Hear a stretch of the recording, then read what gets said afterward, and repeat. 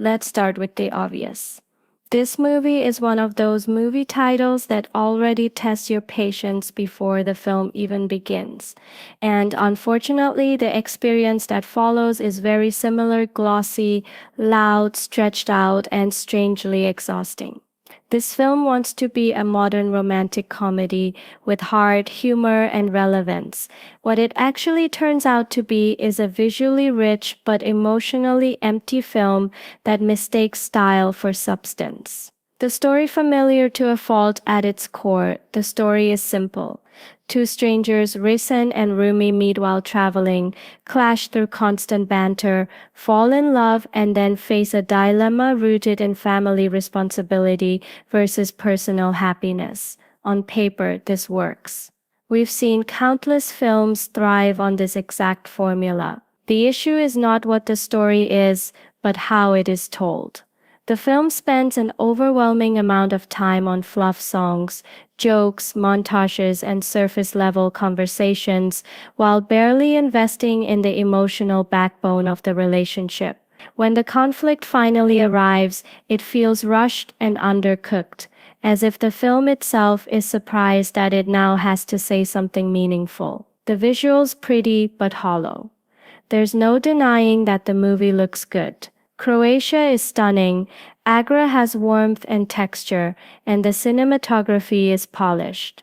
Many scenes feel like luxury travel ads, and that's both a compliment and a criticism, because while the locations are beautiful, they don't add depth to the characters or story, they're just there. At some point, the visuals stop enhancing the film and start exposing its emptiness. You can only admire pretty frames for so long before you start asking, okay, but what's the point? Performances, effort without impact. Kartik. Aaryan clearly puts in the effort physically and energetically. He looks the part, moves confidently, and carries the film's swagger. But the character of Raisin feels less like a real person and more like a performance designed to be admired. The charm is announced rather than felt. The confidence is loud instead of natural. There's a constant need to prove how cool, desirable, and funny the character is, and that desperation slowly becomes irritating. Ananyapanday, on the other hand, is given almost nothing to work with. Her character feels emotionally distant and underwritten. She often looks disengaged, not because of poor acting alone, but because the script never allows her character to breathe or evolve. Instead of a love story between two people, it often feels like one person performing while the other watches. Chemistry, the biggest miss for a rom-com. Chemistry is non-negotiable, and this is where the film struggles the most. The banter is constant but hollow.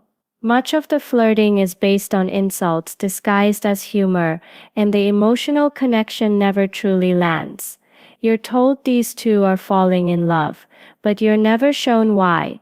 There are no quiet moments, no genuine vulnerability, no emotional build-up, just noise, jokes, and repetition. By the end, it's hard to root for the relationship because it never feels earned. Music and nostalgia. Overused and misplaced. The film leans heavily on classic Hindi songs and nostalgia. While some original tracks are pleasant, the excessive use of iconic songs feels lazy. Nostalgia works best when it serves emotion or story. Here, it feels like a distraction tactic. Instead of creating memorable moments of its own, the film borrows emotions from older classics, hoping they'll do the heavy lifting. Unfortunately, it only highlights how little identity this film has of its own. Product placement too in your face. Another major distraction is the blatant product placement. Luxury brands, skincare, dating apps, everything is highlighted so aggressively that it constantly breaks immersion. Instead of characters feeling effortlessly cool, they come across as trying too hard to be seen. Coolness, after all, is about presence, not branding. The theme arrives too late to the film's credit. It does attempt to explore themes of family responsibility, emotional maturity, and compromise. But it reaches this point far too late. By the time the film wants to get serious, it has already exhausted the audience with unnecessary fluff. A good idea introduced without time or respect loses its power, and that's exactly what happens here. Final thoughts. This movie isn't a terrible film. It's worse, it's forgettable. It looks good, sounds trendy, and tries very hard to be cool, but it forgets to be sincere. In a genre that thrives on emotional connection, this film chooses spectacle over soul. You may enjoy a few visuals or songs, but once the credits roll, there's very little that stays with you. Final rating, 2.5 out of 5. Watch it if you want light, background entertainment. Skip it if you're looking for a rom-com with heart, chemistry, and lasting impact.